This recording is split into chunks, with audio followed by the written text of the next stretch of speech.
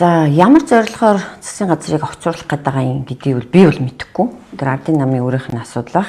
Гэхдээ засаглалын хямралын тухайд бол засаглалын хямрал аль хэдийн нүүрлэлсэн Монгол улсыг. Яагаад гэвэл манай Монгол улс чинь парламентын засаглалтай улс. Тэр парламентын засаглалтай улсад бол тэр парламентыг даргалж байгаа спикер бол айгүй чухал үүрэгтэй.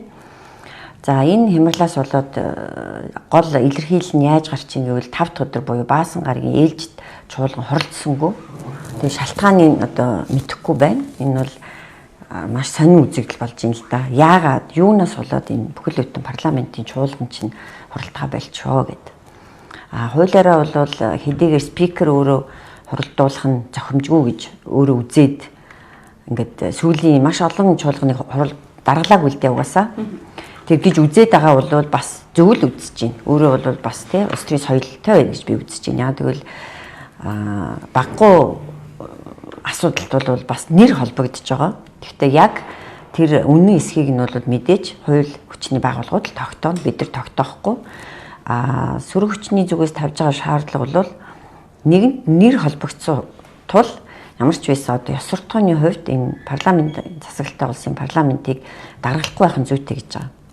Тэгээ тэрийгэ бодоод даргалахгүй байгаа юм уу мэдэхгүй ямар ч байсан даргалахгүй байгаа. Цаашид ч гэсэн үргэлжлүүлээд даргалахгүй байх хэрэгтэй. Гэхдээ цаана нь яг ийм нөхцөл байдал үүссэн тохиолдолд яах вэ гэдэг чинь хуулиар зохицуулсан 2-2 дид дарга байгаа. Тэр 2 дид дарга бол парламентынхаа чуулганыг удирдаад даргалаад явуулахад ямар ч асуудал байхгүй боловч харамсалтай нь баасан гарагт оролцсонгүй.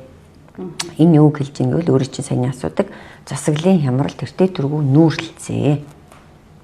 Тэгээ одоо цаашид яаж өрнөхийг бол мэдэхгүй байна. Энэ ардын намын хулгай, луур, булхай зэргийг цаашид ингээд яг хууль хүчний байгууллагаар тогтоолгоод явах юм уу? Энэ чигт нь гацаах юм уу гэдэг энэ эргэлтийн цэг дээр ирсэн болов уу гэж би харж байна. За үз нэг инээгээр гарцсан байл шүү дээ. Энд хэнийг цогхоор тэнд өөр хүний нүд хөхрөөд исэн гэ тэ.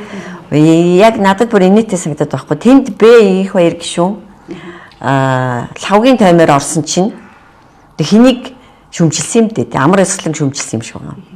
Тэнгүүд маргааш наара над руу дайраад байгаа байхгүй юу? Маргааш өглөө нь тэр ч одоо наарагийн нүд хөхрөөд байгаа мó яагаад байгаа би бас гайхалгаа. Иймэрхүү инээд юмтай юмнууд зөндөл болж байгаа шиг байна.